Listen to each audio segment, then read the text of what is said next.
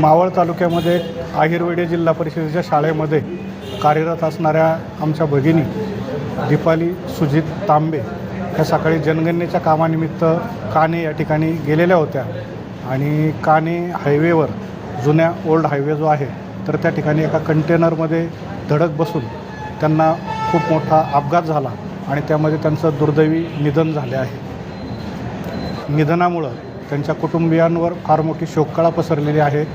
आम्ही सर्व शिक्षक बंधू भगिनी त्यांच्या दुःखामध्ये निश्चितपणे सहभागी आहोत, परंतु जनगणनेच्या कामानिमित्त त्या बाहेर पडलेल्या होत्या। अगदी सुट्टीच्या कालावधीमध्ये देखील गेली 15 दिवस आमचं जनगणनेचं काम चालू आहे। ह्या भगिनी देखील त्याच निमित्ताने बाहेर पडलेल्या होत्या। तर शासनाने याची जरूर दखल घ्यावी आणि योग्य ते मदत त्या ठिकाणी द्यावी अशी शिक्षक संघटनांच्या वतीने आमची या निमित्ताने मागणी असेल।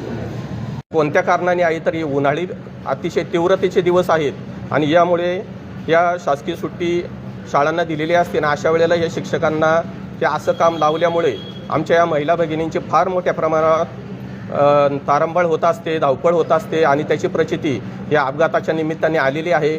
आणि यासाठी आमच्या शिक्षकांना आत्तापर्यंत शासनाकडून कोणत्याही प्रकारचं स्वतंत्र हे विमा कवच देण्यात आलेलं नाही। ही खरोखर गरज आहे काळाची की यापुढं अशा प्रकारचे अधिक काम करण्यासाठी आणि हे जोखमीचंच काम आहे आणि अशा या कामामध्ये आमच्या महिला भगिनीसुद्धा मोठ्या प्रमाणावर आज महिलांची संख्या शिक्षकांमध्ये फार मोठ्या प्रमाणावर आहे आणि या महिला भगिनी अशा वातावरणामध्ये अशा या कमी कालावधीमध्ये या करायच्या जनगणनेच्या कामाच्या निमित्ताने बाहेर पडावं लागतं आणि त्यामुळे त्यांना या संकटाला सामोरं जावं लागलेलं आहे। शासनाने याची दखल घ्यावी। आमच्या महिला या भगिनीसाठी लवकरात लवकर विमा कवच किंवा शासनाकडून मोठ्या प्रमाणावर निधी, कारण एक आत्ताशी 3रीच्या वर्गात असलेला त्यांचा एक छोटासा मुलगा आहे आणि अतिशय हे कुटुंब आज वाऱ्यावर आलेलं आहे।